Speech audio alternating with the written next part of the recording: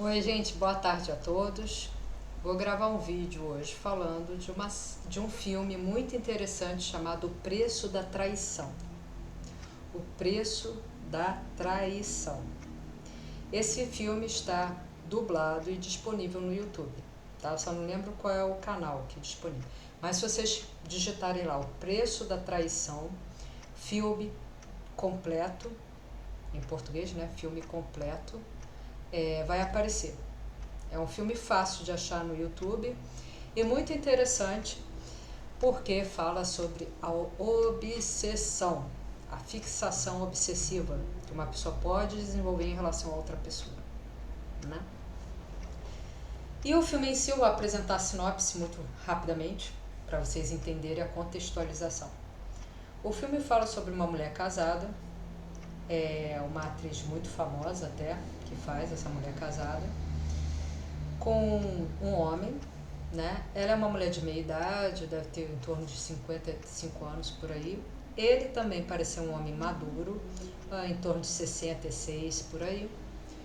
E eles são casados há um tempo e ela percebe que o casamento deles está com pouca interação sexual, né? Pouca interação sexual. Aí ela começa a desconfiar que ele possa ter uma amante. Pois é. Ela começa a pensar que o marido pode ter uma amante. E aí o que ela faz? Vamos descobrir se ele tem uma amante. E o que ela faz? Ela contrata uma prostituta para testar se o marido iria ou não sair com essa prostituta. E a prostituta é uma prostituta de luxo, jovem, bonita, né? É uma outra atriz muito famosa, muito bonita atriz. E ela contrata essa atriz, essa prostituta, para sair com o marido dela, porque ela culpa, na cabeça dela, o marido dela não estava tendo mais atração física por ela, por causa que ela já estava numa certa idade, ela já estava começando a ficar com rugas, né? Isso na cabeça dela, né? E aí ela pensa, de repente se eu contratar uma garota novinha, será que ele vai cair na lábia dela? Será que ele vai sair com ela? E aí ela contrata essa mulher. Só que, na verdade, o ser humano às vezes não é óbvio. Às vezes as atitudes podem esconder desejos inconscientes. Como é o caso dessa casada. Não é exatamente o que o marido perdeu o interesse por ela. É ela que perdeu o interesse pelo marido. E aí ela usa a desculpa de que o marido não gosta mais dela e ela contrata essa prostituta. Porque na verdade ela estava querendo experimentar coisas novas. Só que ela transfere isso pro marido. Ela vê que o marido parece estar cansado com o casamento, quando na verdade é ela que está cansada. Só que ela transfere pro marido isso. E ela diz que é o marido que está cansado da relação. E aí ela usa isso como uma desculpa para procurar uma mulher bonita para ela sair, dar as voltinhas dela por aí, né? Então ela marca com essa prostituta algumas vezes, paga para essa prostituta, e aí essa jovem, que é a Chloe, né? A Chloe começa a se relacionar com essa mulher casada, né? Ela começa a se relacionar com ela. E aí elas começam a ter uma relação afetiva puxada para a sexualidade, para o sexo, né? E a gente vê claramente no final que o desejo dela é de transar com essa mulher. Então, na verdade, não era o marido dela que estava cansado do casamento, era ela. E ela estava frustrada sexualmente porque ela tinha desejo com mulheres. Inclusive, a profissão dela é ginecologista. Né? Então, será que ela já não tinha aí? Não estou dizendo, por favor, não me interpretem errado. Não me interpretem errado. Eu não estou dizendo, olho no olho, eu não estou dizendo que todas as ginecologias são lésbicas. Não estou falando isso. Ou bissexuais, não estou falando isso. Mas estou falando que no caso da protagonista, dessa personagem, talvez ela se tornou ginecologista para satisfazer um desejo que ela tinha de se relacionar com mulheres, de ver vagina, de mexer em vaginas, tal que no final ela não resiste mais e pede para transar com essa prostituta. Elas fazem sexo e ela sai assim, desnorteada daquilo, né? Ela vê claramente quando ela está transando com essa jovem, que ela olha no espelho, ela sente um prazer enorme vendo essa jovem sobre ela, né? Elas tendo um ato afetivo, sexual ali. Você vê, a gente vê na expressão da protagonista que ela revira os olhos de prazer, né? Então, né? Na verdade, era ela que estava frustrada com o casamento e que não tinha mais interesse no marido.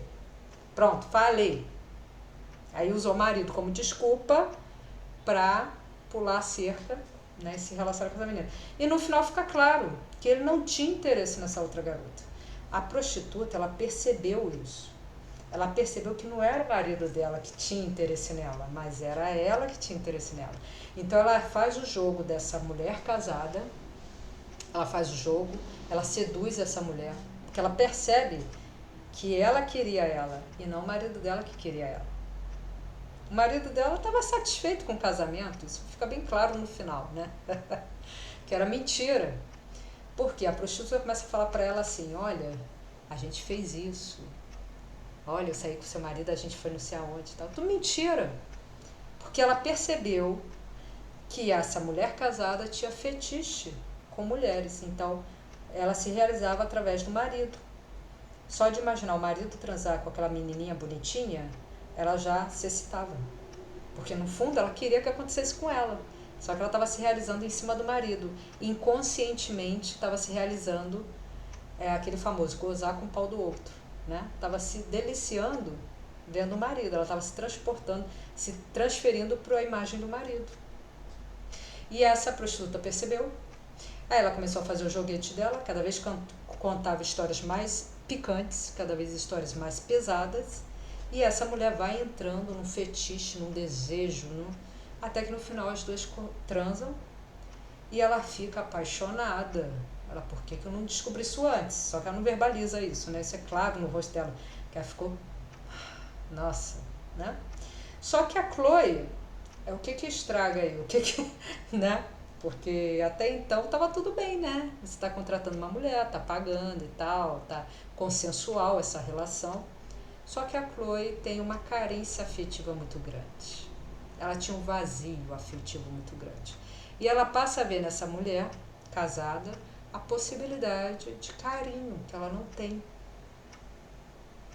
E aí ela entra em obsessão com essa mulher. Ela cria uma obsessão por ela. E no final a gente vê claramente que ela, quando a mulher casada diz que ela só tinha sido uma aventura, a Chloe não absorve isso e se mata, literalmente. Ela se suicida.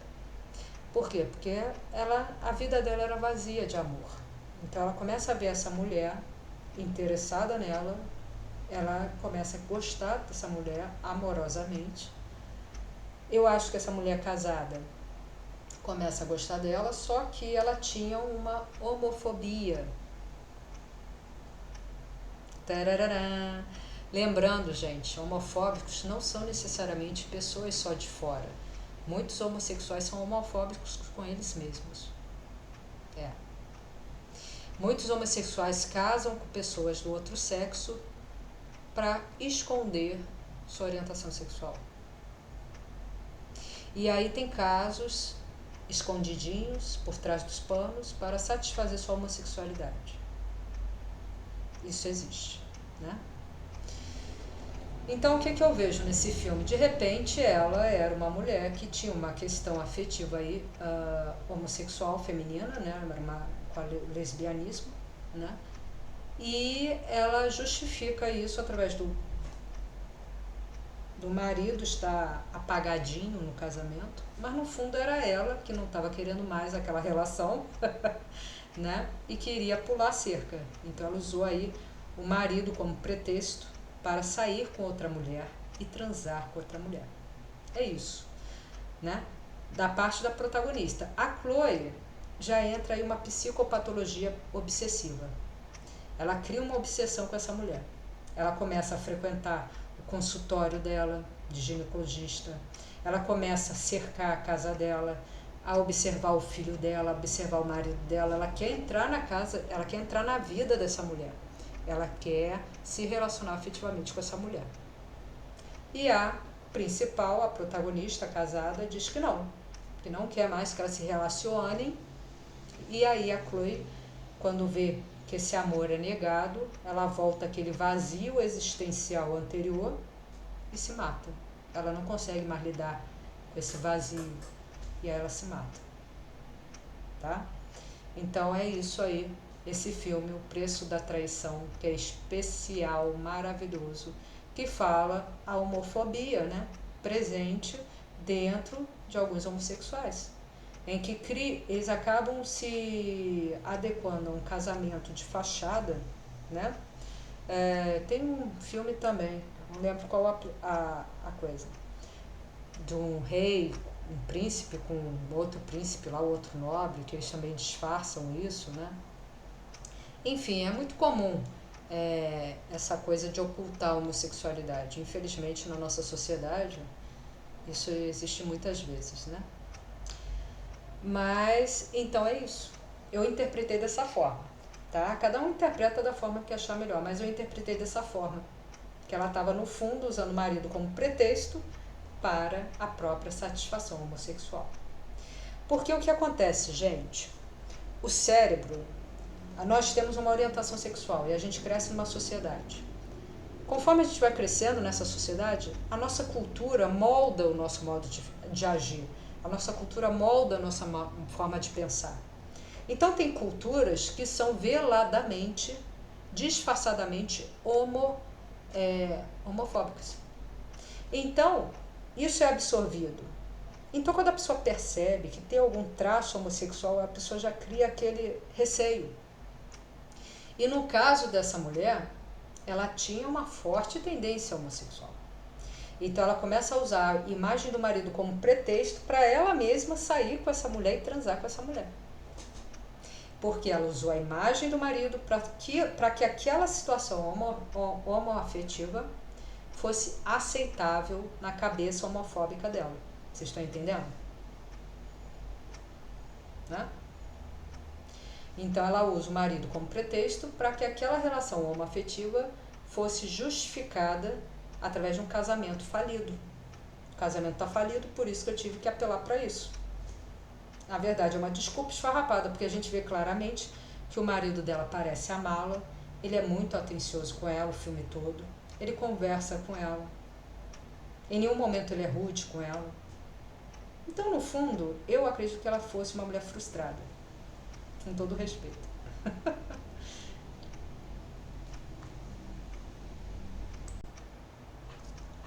Bem, gente, eu tive que dar uma paradinha só para pesquisar o nome, para falar os filmes certinhos para vocês.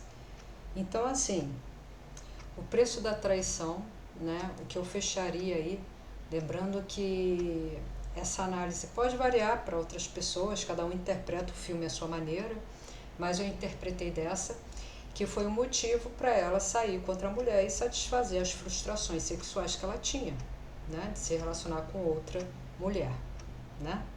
E que, na verdade, ela foi por esse ramo de ginecologia justamente para lidar com o objeto de desejo que ela tinha inconscientemente. Ela nem tinha noção disso, né?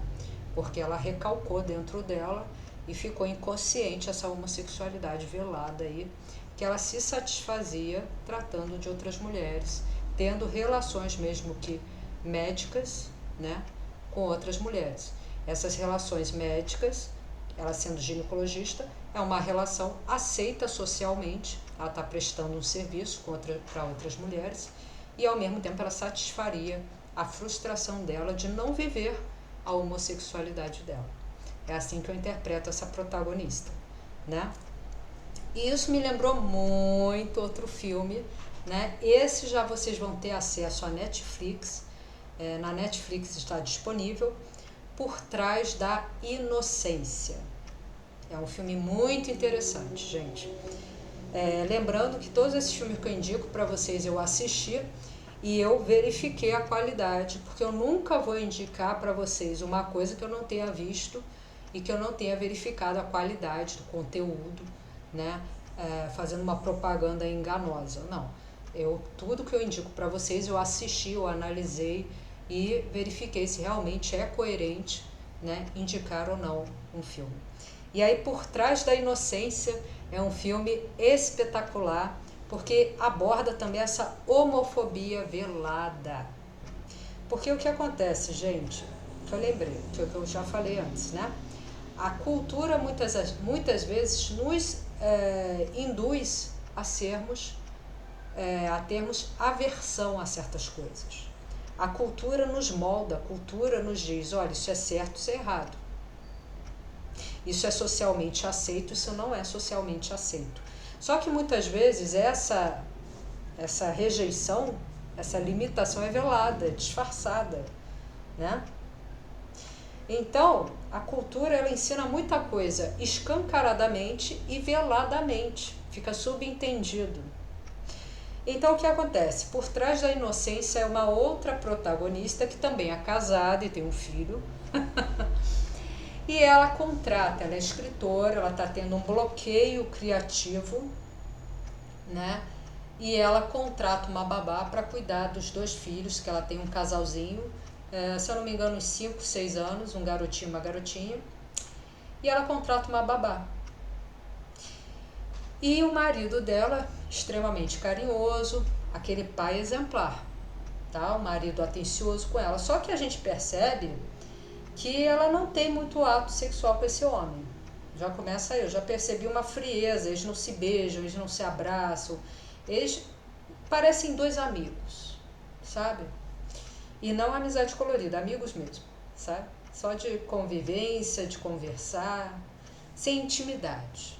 Aí eu já fiquei meio desconfiado, falei, gente, essa mulher casada, o casamento esfriou desse jeito e continua com esse homem, suspeito. E aí ela aparece, um sintoma, né? Porque ela estava frustrada sexualmente e essa frustração se revelou na profissão, dando bloqueio criativo. Ela é escritora e ela tem muita dificuldade de criar uma história. Ela bloqueou, ela escrevia e de repente bloqueou essa criatividade dela. E aí o que acontece? Ela decide se afastar um pouquinho dos filhos, do marido e focar aí, né, se dedicar a essa arte de criar, porque o chefe, o editor, né, já está cobrando a ela que ela faça, né, continue a história, né? E aí ela fica nessa, né? Aí ela fala, então eu tenho que me dedicar, alguma coisa eu tenho que escrever, senão ele vai parar de publicar meu livro, né? Os meus capítulos, enfim. E aí ela contrata essa babá. Só que assim que ela vê essa babá, ela regala o olho assim, né? Não tanto assim, mas ela fica bem admirada, a gente vê que ela olha assim, nossa, sabe? E a gente percebe que é um interesse além do comum, vamos dizer assim, né? Além do comum. E aí ela começa a tratar essa empregada bem, né? Aquelas, você vai cuidar dos meus filhos, né? Tudo bom? Aquela formalidade inicial, né? E a empregada totalmente solícita, né? Sim, claro, minha senhora, tá, né? E ao longo do filme, o que acontece? Ela começa a ter novamente o instinto criativo, ela consegue voltar a escrever. Por quê? Porque ela começa a sentir atração por essa babá. Essa homossexualidade que estava até então travada começa a se soltar e ela começa a se permitir fantasiar com essa empregada, né? E aí ela começa a fantasiar e ela passa essas fantasias para a escrita, né? Ela começa a escrever, né? E nisso ela desbloqueia completamente essa criatividade, ela não entende até então porque do nada essa criatividade é reativada, ela não consegue entender, mas para mim é bem nítido, por quê? Porque ela começou a perceber que ela estava com alguma coisa travada e ela começou a se permitir viver essa homossexualidade que até então estava travada e consequentemente estava travando a criatividade dela. Então, quando ela começa a se permitir vivenciar, imaginar relações homoeróticas com essa babá, a criatividade dela volta a fluir. Coincidentemente, volta a fluir. E aí ela começa a escrever, ela se tranca lá na sala dela, começa a escrever, né? E, ao mesmo tempo, ela começa a se aproximar dessa empregada, ela começa a ter relações fantasiosas com ela, sendo que o filme é bem interessante, que a gente nunca tem certeza se realmente aconteceu ou se foi a imaginação dela. Mas as cenas, né, do ato sexual entre as duas é algo muito bonito. Não é algo vulgar, algo direcionado ao sexo, é algo sedutor, sabe? Porque o que a gente vê muito hoje em dia nos filmes é aquele sexo, né? A pessoa olha uma para outra, daqui a pouco já está em cima da cama fazendo as coisas, né? Aquela coisa bem objetiva, né? Esse filme não, esse filme tem a sedução, o olhar, o toque, né? O filme ele foca algumas cenas em que ela toca ela e aparece a mão, né? Amassando o tecido da roupa da outra, né? O lábio se mexendo quando ela fala um poema, sabe? Aí foca a boca, o olhar, o brilho no olhar. É um filme assim belo para se assistir, sabe? É um filme bonito para se assistir, né? E lembrando que eu não sou homofóbica. Para mim, qualquer relação amorosa é digna de amor, de admiração. Qualquer pessoa é digna de amor, indiferente da orientação sexual. Então, é um filme bonito. São duas mulheres que começam a flertar uma com a outra, né? E ela se permite viver essa sexualidade, que até então tá travada, né? Ela se permite viver essa sexualidade e, consequentemente, ela consegue voltar a escrever. E aí ela se afasta do marido mais ainda, ela começa a se relacionar com essa empregada, as duas começam a sair junto, começam a passear. E lembrando que esse filme nunca dá certeza se está acontecendo ou se é a imaginação dela. Fica sempre esse subentendido, será que aconteceu, será que não aconteceu? Né? Até porque a protagonista ela apresenta características de personalidade esquizoide. O que é isso? Personalidade esquizoide. Lembrando que eu sou psicóloga clínica e eu sempre tento trazer para vocês a psicologia numa linguagem acessível, fácil de entender. Personalidade esquizoide é uma pessoa que não tem necessariamente esquizofrenia, mas ela tem sintomas esquizofrênicos. Só que esses sintomas não são fortes o suficiente ou não são em quantidade suficiente para diagnosticar como esquizofrenia. Então ela tem uma personalidade esquizoide, ela tem características de esquizofrênicas, né? Só que não suficiente, forte suficiente para ser diagnosticada como esquizofrênica. Então o que acontece? Que sintomas são esses que essa protagonista apresenta? Delírio. Ela escuta, tem a impressão de escutar coisas, ela tem a impressão de ver coisas e às vezes a gente tem a impressão de que ela está vendo, mas não corresponde à realidade. Ela tem alucinações auditivas, alucinações visuais, sabe? E fica tudo muito perdido no filme, sabe? Assim, a gente não sabe dizer se realmente aconteceu ou não, porque a gente vê muito pela perspectiva da protagonista, e a protagonista ela tem características esquizoide. E o que é a característica esquizoide? É que às vezes ela pode perder o contato com essa realidade, ela pode entrar num mundo paralelo, como Matrix, vamos dizer assim, um exemplo, né? Ela entra num mundo paralelo que não necessariamente corresponde à realidade, mas para ela aquilo é real, só que não necessariamente para os outros é. Para ela aquele mundinho existe, mas não para os outros. É algo criado por ela que só existe para ela, entende? Então ela tem essa característica esquizoide. Então, em alguns momentos do filme a gente fica perdido. Pô, será que ela beijou a mulher, a babá ou não? Será que ela transou com a babá ou não? Sabe, a gente fica perdido. Mas o que é o foco, na minha humilde opinião, é que ela se permite finalmente viver uma homossexualidade que estava frustrada nela, estava congelada, recalcada, né? E aí, quando ela se permite viver essa homossexualidade, ela volta a ser criativa e volta a escrever bem. E ela atinge uma plenitude. A gente vê que a protagonista de uma relação travada, nervosa, ansiosa, ela se torna uma personagem leve. tranquilo.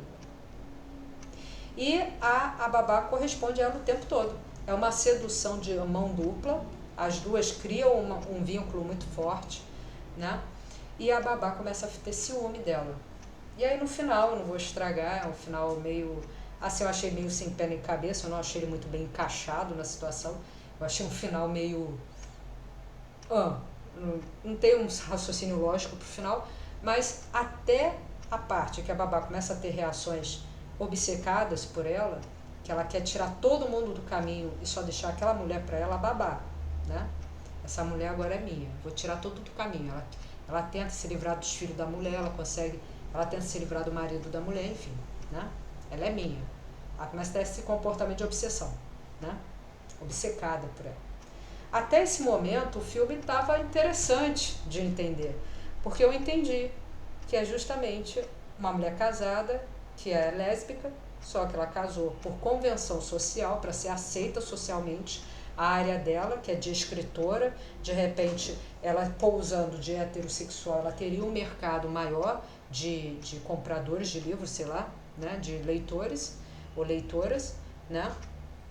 E aí ela acaba casando com esse homem, porque o casamento deles não tem pimenta nenhuma, gente, não tem tempero nenhum, é um casamento totalmente convencional, parece que eles chegaram a um acordo, e os filhos são tratados assim, jogados, né? Ela não tem muito entrosamento com esses filhos, nem o marido, então é aquela coisa bem estética para os outros, bem fachada mesmo, sabe?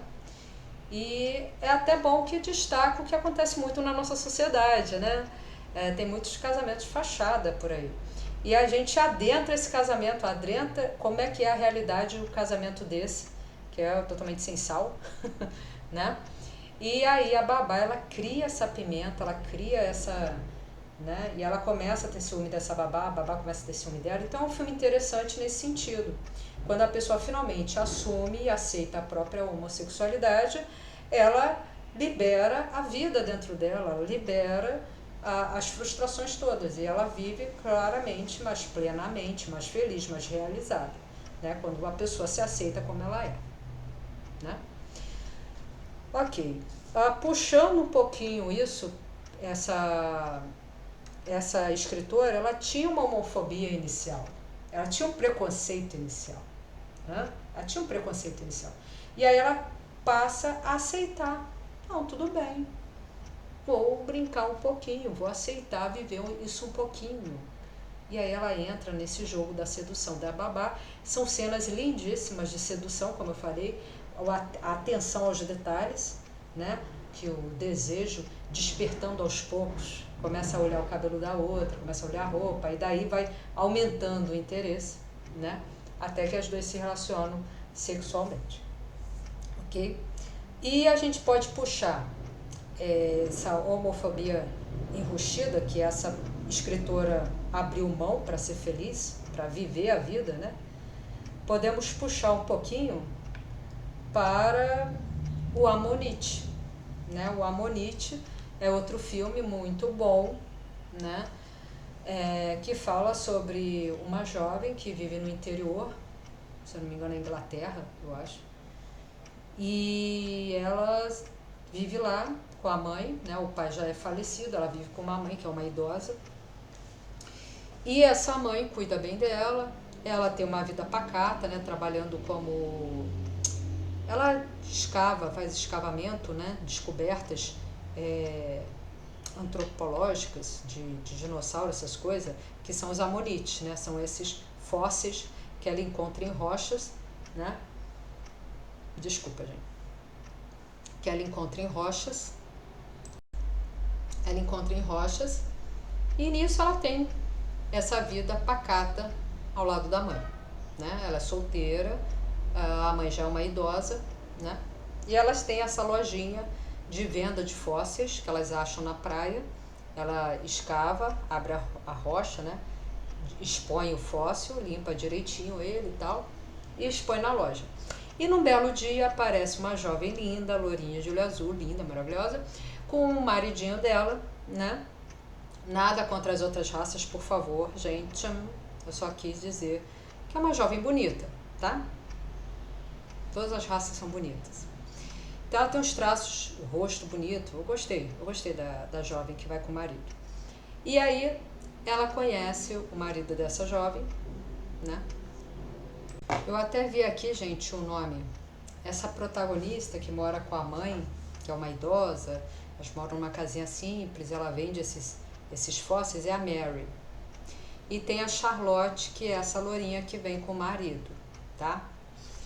E aí o marido da Charlotte chega para Mary, fala para ela dar aulas para ele, que ele também gostaria de descobrir alguns fósseis.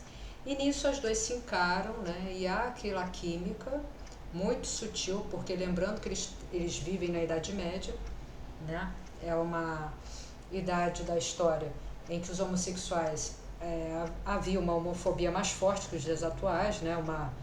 Um preconceito muito maior, acredito eu, né? Não existiam tantas leis e direitos, enfim. Era tudo muito velado, muito sufocado, né? Muito disfarçado, né? E aí elas se encontram, a Mary olha para Charlotte, ela é muito tímida, né? Olha rápido assim. E a Charlotte mais desinibida, olha, ri, né? E aí o marido dela surge uma viagem, tem que viajar, e aí a Charlotte, que é a esposa dele, essa lourinha, acaba adoecendo, ele tem que deixar ela, e ela procura a Mary para ajudá-la, né? Porque ela estava sozinha, o marido viajou, e aí a Mary cuida dela. E nisso que a Mary cuida da Charlotte, as duas começam a se relacionar afetivamente, começam a gostar uma da outra, e elas transam, enfim, começam a ter uma relação amorosa. Só que essa relação amorosa acaba, por quê? Porque o marido da Charlotte chama ela de volta, né? E manda buscá-la. E, enfim, aí o relacionamento das duas acaba. Mas é um filme muito interessante porque a Mary, ela vive essa homossexualidade, né? Ela é disfarçada, ela é uma mulher discreta, tá? Mas ela vive essa homossexualidade. Ela vive de maneira velada, que a sociedade não descobrisse. A mãe dela já sabia, já desconfiava. Mas a Mary ficava muito na dela, né? E vivia muito cuidadosamente essa homossexualidade, para não sofrer preconceito da sociedade da época, né? E a Charlotte acaba cedendo ao marido, voltando para ele, sem pedir divórcio nem nada. Ela simplesmente aceita voltar para esse marido, né? E abrir mão do amor da Mary, né? Então, assim, há uma homofobia subliminar aí da Charlotte, acredito eu, porque ela poderia muito bem abrir mão daquele luxo, daquela vida, pelo amor da vida dela, né? Que ela gostou muito da Mary. As duas têm um amor muito forte, muito intenso, muito bem retratado. Mas aí a Charlotte meio que não se esforça muito para mudar essa situação, porque ela não quer abrir mão da vida que ela tinha por causa do marido. O marido dela era rico, ela morava numa casa grande, tinha reconhecimento social, né? Toda aquela hierarquia nobre da burguesia da época, né? E ela não quis abrir mão disso, né? E aí a Mary meio que volta pro seu marido, tchau, né? E aí a Charlotte chama ela para visitar a casa dela, a Mary vai, a Charlotte tenta trazer a Mary para essa casa, que é uma casa enorme, cheia de facilidades, bonita, né?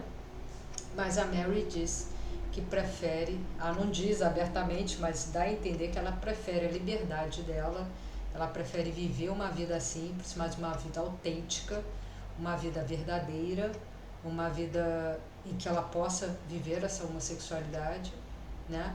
Do que uma vida cheia de luxo, como ela chama, uma gaiola dourada, né? Você fica presa, você fica frustrada, não pode viver a sua sexualidade, não pode viver o que você escolhe, porque você tem que ficar concordando com tudo que os outros dizem para ter aquele luxo todo. Então ela chama de gaiola dourada, né? Então no final a Mary fala isso para Charlotte, né? Olha só, não vai dar, porque eu não quero ficar nessa gaiola dourada, eu quero continuar sim com a minha vida simples, mas com a minha vida bem vivida, né? Sendo fiel ao que eu sou, que é lésbica, né? E aí a Charlotte abre mão do sentimento delas e volta pro marido. Então, O final eu não entendi direito se as duas ficam juntas ou se a Mary abre uma exceção para aceitar a Charlotte, eu não sei. Mas o filme em si é bem interessante porque mostra como as relações homoafetivas provavelmente seriam na época, né? Algo muito velado, muito cuidadoso, muito discreto, né? Como aquele o Brokeback Mountain, né? Segredos de Brokeback Mountain, que os dois se relacionam muito veladamente, né? Muito cuidadosamente, porque a sociedade ali da época era muito violenta, intolerante com homossexuais, né? E deu a entender que o Amonite fala mais ou menos isso, só que de uma maneira mais sutil, né? Essa violência não é tão escrachada, tão crua como no Brokeback Mountain, é uma violência velada, né? Quando a mãe da Mary olha para ela e faz assim, e olha para outra e faz assim, a gente vê claramente a desaprovação, a gente vê claramente o preconceito, a gente vê claramente a rejeição contra o que a filha dela tinha. E meio que ela percebe que a filha dela começa a gostar dessa Charlotte, porque elas vivem um tempo juntas, né? Porque a Charlotte adoece, a Mary começa a cuidar da Charlotte. E como o marido da Charlotte estava viajando, a Mary e a Charlotte conseguem ter um convívio cotidiano durante um tempo, né? E aí a mãe dela, a gente vê claramente que a mãe dela olha de cima a baixo, sabe? Tipo aquela rejeição velada, né? É uma violência velada. O silêncio do filme, muitas vezes não há diálogo, o silêncio é denso. A gente percebe ali que há uma reprovação, há um preconceito, há uma homofobia velada ali, disfarçada, né? O destino das mulheres da época, né? Elas não tinham muita liberdade de escolha, elas não tinham muita liberdade de expressão, né? A Charlotte tem um casamento de fachada com esse homem, que ele não demonstra nenhum carinho por ela. A gente vê claramente que é algo só para dizer que eu sou casado, que eu sou um homem, né, comprometido, e isso cria uma imagem de seriedade. Então, meio que é algo velado mesmo, né? A Charlotte é muito triste, ela é depressiva no começo, porque esse homem não olha para ela como uma pessoa, olha como um objeto, como se fosse um adereço da casa dele, sabe? Porque ele é rico, tem tudo, porque não teria uma mulher bonita do lado, sabe? É mais para afagar o ego dele. E aí quando ela quer se relacionar sexualmente com ele, dá a entender que a Charlotte é bissexual, porque ela tem uma atração física por ele, né? Eu percebo isso. Não, eu não quero fazer filho agora, assim mesmo, sabe? Então ela se sente um objeto da casa. E aí quando ela conhece a Mary olha para ela como uma pessoa, como um ser humano, dá amor para ela. E aí ela era uma pessoa carente, né? Ela já tinha essa bissexualidade, porque a gente vê que o interesse das duas é mútuo, né? E aí elas se relacionam, e a mãe da Mary é homofóbica, não é escrachadamente, mas disfarçadamente, assim como a sociedade da época, né? A gente percebe que há uma homofobia velada, como no filme da Carol também, né? Há essa homofobia velada, só que no filme da Carol é uma sociedade um pouquinho mais moderna, se comparado com a Monique, né? E a Carol também tem esse casamento de fachada, né? Só confirmar o nome dos personagens aqui. É isso mesmo, gente. A Carol tinha esse casamento de fachada, e a Therese é uma jovem que ela conhece numa loja de brinquedos, quando ela vai comprar um brinquedo para a filhinha dela, né? E as duas se relacionam também afetivamente diante de uma sociedade extremamente homofóbica e intolerante com os homossexuais. E as duas se relacionam de maneira disfarçada, né? Só que no caso da Carol, há uma violência mais notável, mais estampada na face das pessoas, no comportamento, nas palavras, né? Mas mesmo assim as duas conseguem ter aí um affair, um relacionamento afetivo. E inclusive também eu decidi agora, vou pegar um apanhado desses filmes lésbicos, né? Estou indicando para vocês assim os melhores. Inclusive também se verifica The Berlin Affair, quem conhece The Berlin Affair, vou botar aqui The Berlin, vou botar na descrição. Apanhado. The Berlin Affair É uma mulher de época da sociedade, ela é casada com um homem, dá para ver claramente que ela tem um papel na sociedade notável, bem admirável, assim, um nome, um status, e ela se relaciona com uma jovem asiática, japonesa, que usa kimono, a jovem, ela usa, né, essa cultura asiática bem nítida, né, além dos traços orientais dela, ela faz questão de carregar o costume na vestimenta, no modo de se comportar, né, o costume japonês, né, onde ela vive num dojo, né, ela vive numa casa tipicamente japonesa, e as duas têm um caso, uma relação amorosa, afetiva. É um filme fácil de encontrar no YouTube, né, de Berlim, D-T-H-E, Berlim, B-E-R-L-I-N, Affair, A-F-F-A-I-R, de Berlim Affair, em inglês, né? Infelizmente é um filme que está em inglês, a legenda eu não consegui achar em português, então meio que você deduz assim, algumas coisas. Eu não lembro se tem legenda em português. Mas é um filme espetacular, é um filme de época também, que é da burguesia, né? Tipo o começo da Revolução Industrial, né?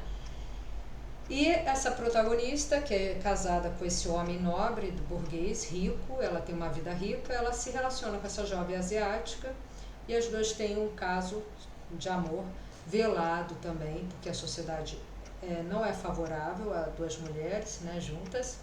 E elas têm um caso de amor velado e elas vivem esse sentimento até que no final há o clímax do filme, né, e eu não vou estragar. Esse filme é facilmente achado no YouTube, tá? Muito interessante. Tá? Fala da sociedade homofóbica não favorável a relações homoafetivas. Tá? E para fechar, as 5 indicações de filmes lésbicos, né, LGBT, é O Amor Incompleto. Esse filme também é facilmente achado no YouTube, Amor Incompleto, tá? E encontra ele justamente dublado, olha que legal, inteirinho e dublado. Vocês botam assim, Amor Incompleto, incompleto, com IN no começo, incompleto, filme completo. Bota assim, que aparece no YouTube. Que fala de uma cuidadora, né, uma enfermeira, ela trabalha também nas horas vagas como cuidadora, e ela vai cuidar de uma jovem paraplégica, né, cadeirante, e as duas começam a gostar uma da outra. Só que essa cadeirante, ela vive com um irmão extremamente homofóbico.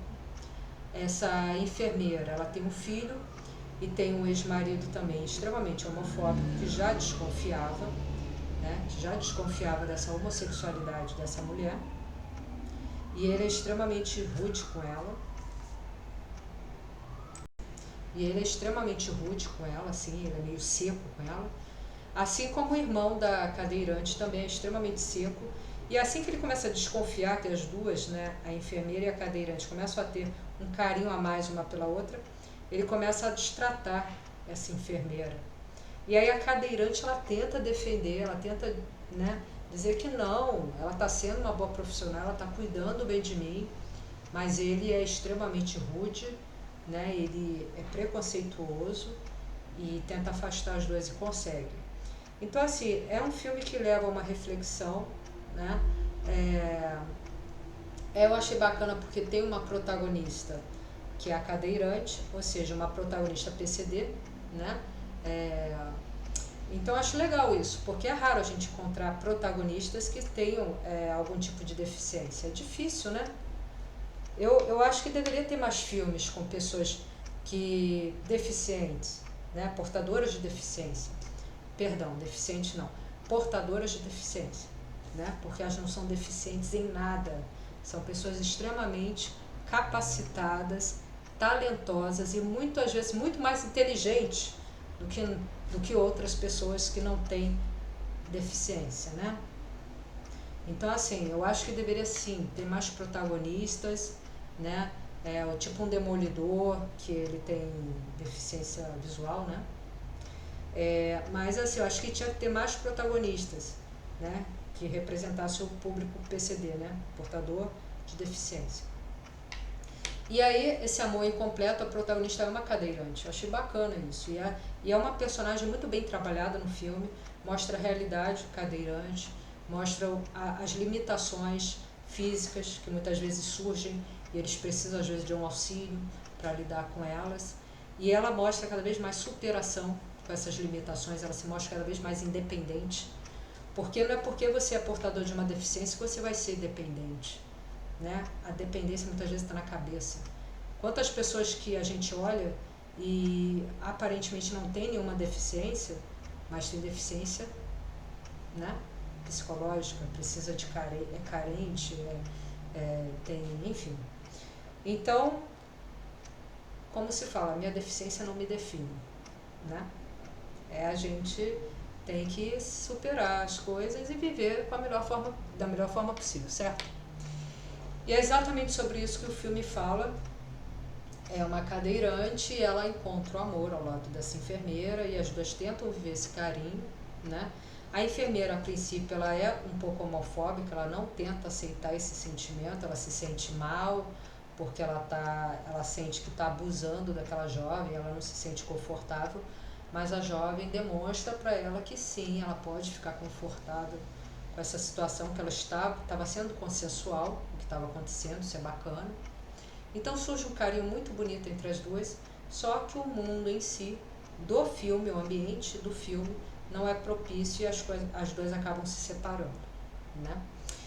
Então, gente, é muito interessante esses filmes que eu indiquei para vocês. Né? Eu fiz uma sinopse de cada um, falei um pouquinho do lado psicológico de cada um, né? Então, vamos só enumerar de novo para vocês anotarem aí. O primeiro que eu falei foi a Chloe. A Chloe em inglês, o nome do filme é Chloe, C-H-L-O-E. Chloe. Em português foi traduzido esse filme Preço da Traição. Vocês encontram no YouTube. Então bota lá, o Preço da Traição, português, filme completo, dublado. O segundo filme que eu falei é o Ammonite. O Ammonite aí vocês vão encontrar, deixa eu só verificar aqui a plataforma. O Ammonite vocês encontram no Netflix, tá? A Carol. Por Trás da Inocência. Por Trás da Inocência, vocês encontram na Netflix, tá? Que é da escritora que tem affair com a babá, né? A Carol na Amazon Prime, tá?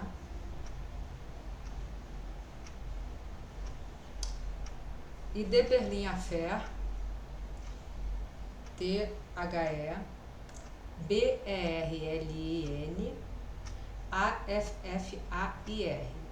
No YouTube vocês encontram, tá? The Berlin Affair no YouTube. Bota assim, filme completo, né? O Movie Complete em inglês. E o Amor Incompleto também vocês encontram no YouTube, tá? Esses 5 filmes eu indico a vocês. Eu vou gravar hoje, não sei se eu já postei ou vou postar, porque eu gravo vários vídeos, então. Eu indico As Flores Perdidas de Alice Hart, é um seriado. Mas eu vou gravar um vídeo falando dele, porque é um seriado que exige muito que eu fale sobre alguns detalhes desse seriado, ele é muito complexo, tá? Então, esse vídeo eu fechei esses 5 filmes homossexuais femininos, lésbicos, né? Com um enredo bem interessante, cada um tem o seu brilho, cada um tem o seu enredo. São filmes bem trabalhados, né? As personagens, as atrizes trabalham muito bem, passam muito bem essa homossexualidade, as superações, os desafios, né, de se assumir homossexual hoje em dia, né? E na época também em que o filme se passa, né? É bem bacana, é muito interessante. Então eu indico esses 5 filmes para vocês, tá? Eu acho que são filmes que retratam bem a realidade das mulheres, né? Pelo menos é o que trazem para mim no consultório, muitas vezes, né? Então, é interessante, sim, esses filmes que eu indiquei para vocês. Qualquer dúvida, qualquer comentário, qualquer sugestão, né, de filme, de série, fique à vontade para falar, sintam-se à vontade. Lembrando que nada de xingamento, nada de que defenda o preconceito, o racismo, nada disso, por favor. Só comentários construtivos, comentários respeitosos, sem palavrões, sem xingamentos, tá? Para que a gente possa ter uma troca aí de sabedorias, de conhecimento, né? Se você já passou por alguma situação desses filmes, pode compartilhar com a gente, comenta aí, eu vou tentar liberar os comentários, né? Conta a sua história, se puder, se for interessante, se achar interessante, pode dividir conosco a sua história, né? Algum filme que vocês tenham visto, que vocês indiquem também, fiquem à vontade, tá bom? A minha intenção é sempre aqui combater o preconceito, velar pela diversidade, né? Trazendo aí mais qualidade de vida, gente, né? Se permita ser você e permite que os outros sejam eles, né? Quando a gente aprender a se amar mais, consequentemente a gente vai aprender a amar mais as pessoas. Sabe o que acontece? As pessoas às vezes não se amam, se odeiam, e é só isso que elas conseguem dar. Você só dá o que você tem. Então, se você se odeia, você acaba dando ódio. Se você é frustrado, você acaba soltando a sua frustração em cima das pessoas, né? É difícil isso. Então, a partir do momento que a gente se ama mais, se respeita mais, é natural que você passe a se amar e a respeitar os outros, porque nós somos o reflexo daquilo, da forma como nos tratamos. Então, nós somos o reflexo da forma como nos tratamos. Pois é. Se você é agressivo com os outros, será que no fundo você também não é com você? Né? Então, a partir do momento que você começa a se respeitar, a se amar, a se aceitar, a bancar o que você é, você, consequentemente, a história dos outros perde a importância. Você começa a prestar mais atenção em si do que nos outros. Você começa a gostar mais da sua vida do que ficar fofocando a vida dos outros. Entendeu? Então, por um mundo com mais amor, com mais respeito, com mais dignidade, todos nós temos direito de ser felizes. Todos nós temos direito de ser amados e de amar, indiferente da forma que esse amor se manifesta. Lembrando que, sendo consensual, os dois têm que estar de acordo, tá? E não com menor de idade, por favor. Acima de 18 anos, né? Porque vamos deixar os jovens se desenvolver na velocidade que eles conseguem. Que eles têm que se desenvolver, né? Então, sendo consensual e não com menor de 18 anos, tudo pode, né? Tá? Então, gente, um grande abraço. Espero que vocês tenham gostado das indicações. Espero que vocês gostem de assistir esses filmes. E sempre prezando por um mundo com mais diversidade, com mais amor, com mais tolerância, com mais respeito, sabe? É você olhar para o outro como um ser humano, gente. Todos nós temos coração, todos nós temos sentimentos. Então, quando a gente começar a olhar o outro com amor, com carinho, com respeito, o mundo seria tão bonito, o mundo seria tão melhor, sabe?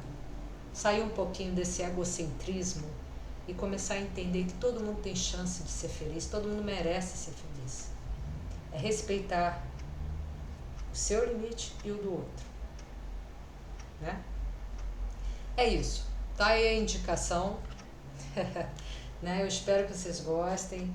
Eu queria muito agradecer os inscritos, os comentários, as sugestões. Lembrando sempre comentários construtivos, por favor, tá? Eu prezo pela paz, pelo acordo, pelo diálogo, né? Pela igualdade, pela diversidade, né? Igualdade e diversidade, né? Igualdade, assim, perante a lei, todo mundo tem que seguir a sociedade, a Constituição, né? E diversidade, cada um tem o direito de ter a orientação sexual que tiver, de viver conforme os seus valores, as suas crenças. Todos nós merecemos ser felizes. Então, seja feliz e deixe o outro também ser, né? É isso. Um grande abraço a todos, eu espero que tenham gostado. Obrigado pelos comentários, obrigado pelas curtidas, obrigado por dividir aí, vocês que estão divulgando o meu canal, obrigado pela força que vocês estão me dando, tá? E sintam-se à vontade para dividir suas experiências, sugestões, conselhos. Ô Flavinha, esse filme aqui também é bom, né? Fiquem à vontade. Um grande abraço a todos. Muito obrigada por me assistir.